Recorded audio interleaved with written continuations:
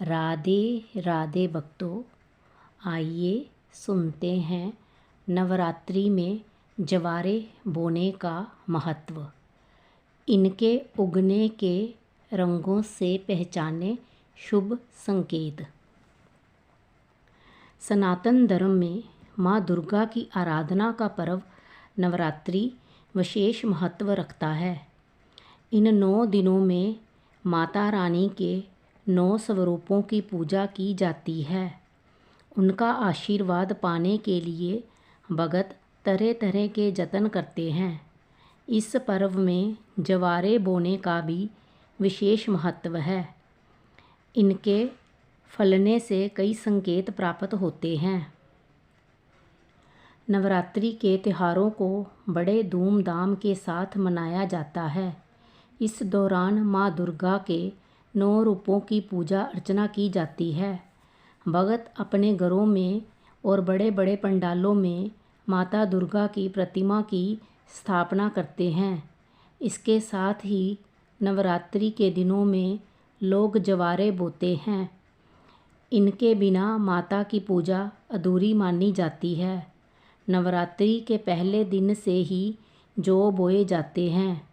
नवरात्रि में जौ बोने के पीछे मान्यता है कि धरती की रचना के बाद जो सबसे पहली फसल उगाई गई थी वह जौ थी।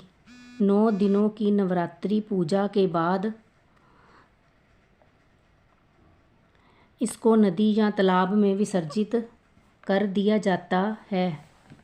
मान्यता के अनुसार प्रकृति की शुरुआत में जो फसल सबसे पहले बोई गई थी वह जौ थी, इसीलिए इसे पूर्ण फसल भी कहा जाता है।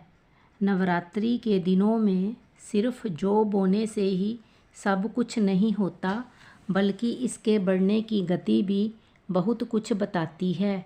इन 9 दिनों में जौ कितनी तेज़ी से बढ़ रही है, ये बहुत महत्वपूर्ण है। नवरात्रि में जौ को ऐसे ही नहीं बोया जाता, बल्कि इसे बोने के पीछे कुछ शुभ संकेत भी छुपे हैं।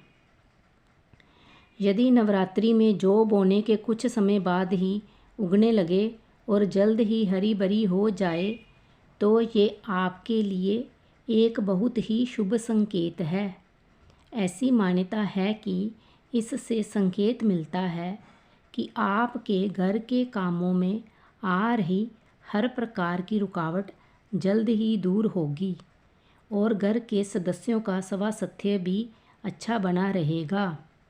तेज़ी से जौ बढ़ने का अर्थ है कि घर में सुख समृद्धि आना शुरू हो चुकी है।